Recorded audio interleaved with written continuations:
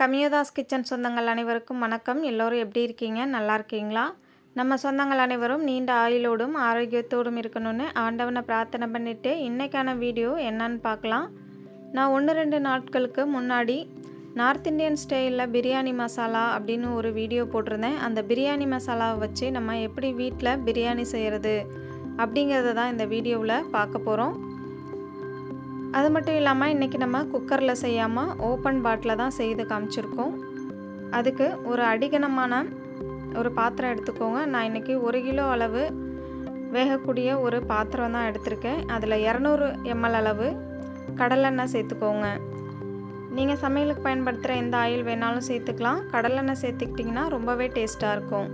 இப்போ இது கூடவே 4-5 கிராம்பு, 4 துண்டு பட்டை, 4 ஏலக்காய் சேர்த்து நல்லா பொரிய விட்டுக்கோங்க. பொரிஞ்சு வந்ததுக்கப்புறம் ஒரு 400 கிராம் அளவு பெரிய வெங்காயத்தை நல்லா தோல் சீவிட்டு நீள்வாக்கில் கட் பண்ணிவிட்டு சேர்த்துக்கோங்க. சைஸ்லன்னு பார்த்தீங்கன்னா மீடியம் சைஸில் ஒரு 4-5 வெங்காயம் எடுத்துக்கோங்க, கரெக்டாக இருக்கும். வெங்காயம் நல்லா கண்ணாடி பதம் வதங்கி வந்துட்டு நல்லா ப்ரௌன் கலரில் வதங்கி வரணும். அப்போ தான் நமக்கு பிரியாணி நல்லா கலர் கொடுக்கும். இப்போது வெங்காயம் சீக்கிரமாகவே வதங்கி வரத்துக்கு நம்ம 1/2 டேபிள் ஸ்பூன் அளவு உப்பு சேர்த்துக்கலாம்.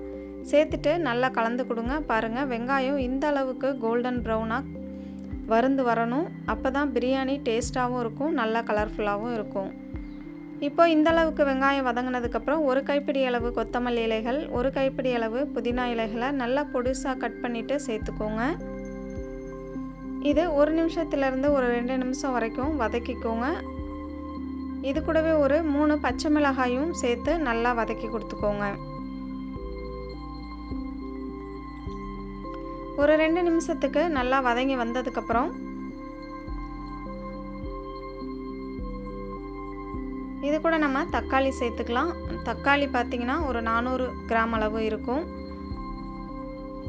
சைஸ்லன்னு பார்த்திங்கன்னா மீடியம் சைஸ் ஒரு 5 அல்லது 4 தக்காளி சேர்த்துக்கோங்க. நடுப்புற இருக்கிற அந்த கட்டைப்பகுதியை கட் பண்ணி எடுத்துகிட்டு மற்ற தக்காளியை நீள்வாக்கில் கட் பண்ணிவிட்டு இது போல் சேர்த்து நல்லா வதக்கி கொடுத்துக்கோங்க. வெங்காயம், தக்காளி, கொத்தமல்லி, புதினா இலைகள் சேர்த்து வதக்கும் போது ஸ்டவ்வை நல்லா ஹை ஃப்ளேமில் வச்சுக்கோங்க. அப்போ நல்லா சீக்கிரமாக வதங்கி வந்துடும். நம்ம 200 ml அளவு ஆயில் சேர்த்துருக்கிறதுனால இது அடிப்பிடிக்காது, நல்லாவே வதங்கி வரும். இப்போ பாருங்கள், நம்ம சேர்த்துருந்த வெங்காயம், தக்காளி, கொத்தமல்லி, புதினா எல்லாமே நல்லா வதங்கி ஆயில் பிரிஞ்சு வந்திருக்கு. இந்த ஸ்டேஜில் நம்ம இஞ்சி பூண்டு விழுது சேர்த்துக்கலாம். நான் ஒரு 5 டேபிள் ஸ்பூன் அளவுக்கு இஞ்சி பூண்டு விழுது எடுத்திருக்கேன். அதாவது 80 கிராம் அளவு இஞ்சி, 50 கிராம் அளவு பூண்டு எடுத்து தோலெல்லாம் நீக்கிட்டு நல்லா ஃபைன் பேஸ்ட்டாக அரைச்சி வச்சுருக்கேன். அதை தான் சேர்த்துருக்கேன். இது கூடவே ஒரு 2 டீஸ்பூன் அளவு தனி மிளகாய் தூள் சேர்த்துக்கோங்க. நீங்கள் நல்லா காரம் சாப்பிடுவீங்க அப்படின்னா இன்னும் 1 டீஸ்பூன் கூட சேர்த்துக்கலாம். நமக்கு இஞ்சி பூண்டு விழுதுலேயே காரம் அதிகமாக தான் இருக்கும். அதனால் 2 டீஸ்பூன் அளவு தனி மிளகாய் தூள் சேர்த்திங்க அப்படின்னா கரெக்டாக இருக்கும். நான் கலருக்காக 1 டீஸ்பூன் அளவு காஷ்மீர் மிளகாய் பொடியும் சேர்த்துருக்கேன். இது ஆப்ஷனல் தான், நீங்கள் தேவைப்பட்டால் சேர்த்துக்கோங்க, இல்லைன்னா ஸ்கிப் பண்ணிக்கலாம். சேர்த்துட்டு நல்லா கைவிடாமல் இது போல் கலந்து விட்டுக்கோங்க. மிளகாய் தூள் சேர்த்ததுக்கப்புறம் இஞ்சி பூண்டு விழுதெல்லாம் சேர்த்துட்டோம் அப்படின்னா அடிப்பிடிக்க ஆரம்பிச்சிரும். ஸ்டவ்வை மீடியம் ஃப்ளேமில் மாற்றிட்டு நல்லா வதக்கி கொடுத்துக்கோங்க. பாருங்கள், இந்த அளவுக்கு வந்ததுக்கப்புறம் நம்ம சிக்கனை சேர்த்துக்கலாம். இந்த சிக்கனை நான் நல்லா 4-5 டைம் வாஷ் பண்ணிவிட்டு கொஞ்சமாக தயிர், மஞ்சள் பொடி சேர்த்து ஒரு 1/2 hour ஊற வச்சுருக்கேன். அப்போ தான் கறி நல்லா சாஃப்டாக இருக்கும், சாப்பிட்றதுக்கும் நல்லா டேஸ்டியாக இருக்கும். அதுக்காக தான் நான் தயிரில் ஊற வச்சு எடுத்திருக்கேன். ஒரு 1/2 hour ஊற வச்ச அந்த சிக்கனை இதில் சேர்த்துட்டு நல்லா கலந்து விட்டுக்கோங்க. நான் இன்றைக்கி 1/2 கிலோ அளவு தான் சிக்கன் எடுத்திருக்கேன். ரைஸும் பார்த்திங்கன்னா 1/2 கிலோ அளவு எடுத்திருக்கேன். இப்போது சிக்கனை சேர்த்து நல்லா கலந்து விட்டுட்டு மூடிட்டு ஒரு 20 நிமிஷத்துக்கு நம்ம வேக விட்டுக்கலாம். அந்த 20 நிமிஷம் கேப்பில் 2 முறை ஓப்பன் பண்ணி நல்லா கலந்து விட்டுக்கோங்க. பாருங்கள், இப்போது 20 நிமிஷம் ஆயிடுச்சு. சிக்கனுமே நல்லா வெந்து வந்திருக்கு. இப்போ இது ஒரு முறை நல்லா கலந்து விட்டுடலாம். நான் இன்றைக்கி வீட்டில் இருக்கிற சாதாரண பொன்னி அரிசி தான் எடுத்து 1/2 hour ஊற வச்சுருக்கேன். ஒரு 1/2 கிலோ அளவு அரிசி எடுத்திருந்தேன்.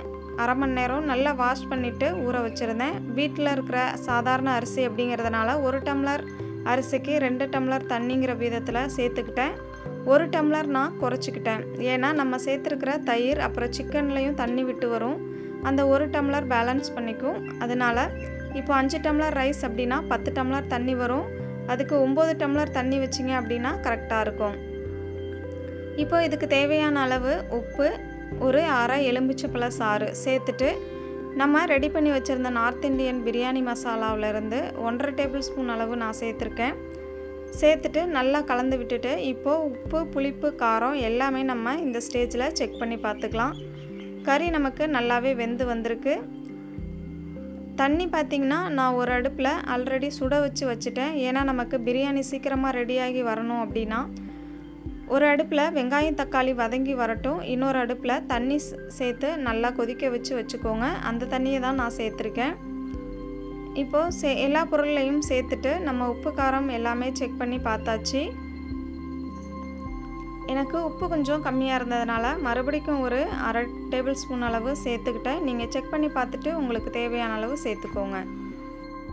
இப்போது நம்ம அரை மணி நேரம் ஊற வச்சுருக்கிற அந்த பொன்னி அரிசியை தண்ணியெல்லாம் நல்லா வடிச்சிட்டு சேர்த்துக்கலாம். சேர்த்துட்டு நல்லா கலந்து விட்டுட்டு இப்போ ஒரு முறை நீங்கள் உப்பு காரம் செக் பண்ணி பாருங்கள். அந்த ஆயில் எல்லாமே விலக்கி விட்டுட்டு அந்த தண்ணியை மட்டும் எடுத்துகிட்டு செக் பண்ணி பாருங்கள். அரிசி சேர்த்ததுக்கப்புறம் நமக்கு உப்பு, புளிப்பு, காரத்தோட சுவை கொஞ்சம் கம்மியாக இருக்கும். தேவைப்பட்டுச்சு அப்படின்னா நீங்கள் உப்போ லெமன் சாரும் சேர்த்துக்கலாம். சேர்த்துட்டு நல்லா இது போல் கொதி வரட்டும். கொதித்து நல்லா சாதம் வெந்து வரட்டும். இப்போ பாருங்கள் 3/4 பாகம் அளவு நமக்கு சாதம் வெந்து வந்திருக்கு. இது போல் கரண்டியை பயன்படுத்தி நம்ம பெரட்டி விட்டுக்கலாம் சாதத்தை. இதில் இன்னுமே கொஞ்சம் தண்ணி இருக்குது. இந்த தண்ணி நல்லா வற்றி வந்ததுக்கப்புறம் நம்ம தம் போட்டுக்கலாம். தம் போடுறதுக்கு மேலே நெருப்பு எடுத்து போடணும், தோசைக்கல்லை அடியில் வச்சுட்டு வைக்கணும் அப்படிங்கிறதெல்லாம் இல்லை. நம்ம நார்மலாகவே தம் போடலாம். நான் எப்படின்னு உங்களுக்கு வீடியோ எண்டில் சொல்கிறேன். வீடியோவை ஸ்கிப் பண்ணாமல் பார்த்துட்டு வாங்க. இப்போ மூடி போட்டு மூடிட்டு ஒரு 5 நிமிஷத்துலேருந்து 3 நிமிஷம் வரைக்கும் நல்லா இதை வேக வச்சுக்கோங்க. தண்ணிலாம் நல்லா அப்சர்வ் ஆயிரும். பாருங்கள், இந்த அளவுக்கு தண்ணி அப்சர்வ் ஆனதுக்கப்புறம் நீங்கள் ஸ்டவ்வை ஆஃப் பண்ணிக்கோங்க. ஆஃப் பண்ணிவிட்டு சாதத்தை நல்லா பெரட்டி விட்டுட்டு சிக்கனை எல்லாமே நல்லா சாதத்தில் உள்ளே அமுக்கி விட்டு நல்லா அழுத்தம் கொடுத்துட்டு மூடி போட்டு மூடிடுங்க. சாதத்தை இது போல் நல்லா லெவல் படுத்திக்கோங்க. இப்போ அவ்வளோதான், நம்ம மூடி போட்டு மூடிட்டு தம் போட்டுக்கலாம். இப்போ ஒரு பெரிய பாத்திரத்தில் தண்ணி நல்லா ஃபுல்லாக பிடிச்சி வச்சுக்கோங்க. அதை இந்த மூடி மேலே வச்சுருங்க. ஸ்டவ்வை ஆஃப் பண்ணிவிட்டு நம்ம இந்த பிரியாணி பாத்திரத்தை வேறு பக்கம் மாற்ற வேண்டாம். ஸ்டவ் அடுப்பு மேலேயே இருக்கட்டும். இது மேலேயே நம்ம தண்ணி நல்லா ஃபுல்லாக பிடிச்சி வெயிட்டுக்கு வச்சுருக்கோம். இந்த வெயிட்லேயே சாதம் நல்லா தம்மை விட்டு வந்துடும். ஒரு 10 மினிட்ஸ்லேருந்து 15 மினிட்ஸ் வரைக்கும் அப்படியே வச்சுருங்க, ஓப்பன் பண்ணாமல். ஒரு 15 மினிட்ஸுக்கு அப்புறமா பாருங்கள், நான் இன்றைக்கி ஒரு 20 மினிட்ஸ் விட்டுருந்தேன். அதுக்கப்புறம் பாருங்கள், கொஞ்சம் கூட தண்ணி இல்லை. நல்லா தண்ணியெல்லாம் அப்சர்வ் பண்ணிவிட்டு உதிரி உதிரியாக நம்ம பொன்னி அரிசி பிரியாணி ரெடியாகி வந்திருக்கு. ரொம்ப ரொம்ப சூப்பராகவே வந்திருந்தது. மசாலாவும் ரொம்ப டேஸ்டியாக இருந்துச்சு. நம்ம பிரியாணி மசாலா சேர்த்து செய்யவும் கண்டிப்பாக நீங்களும் இந்த மெத்தடில் பிரியாணி மசாலா அரைச்சிட்டு உங்கள் வீட்டில் பிரியாணி செய்து பாருங்கள். தேங்க்யூ.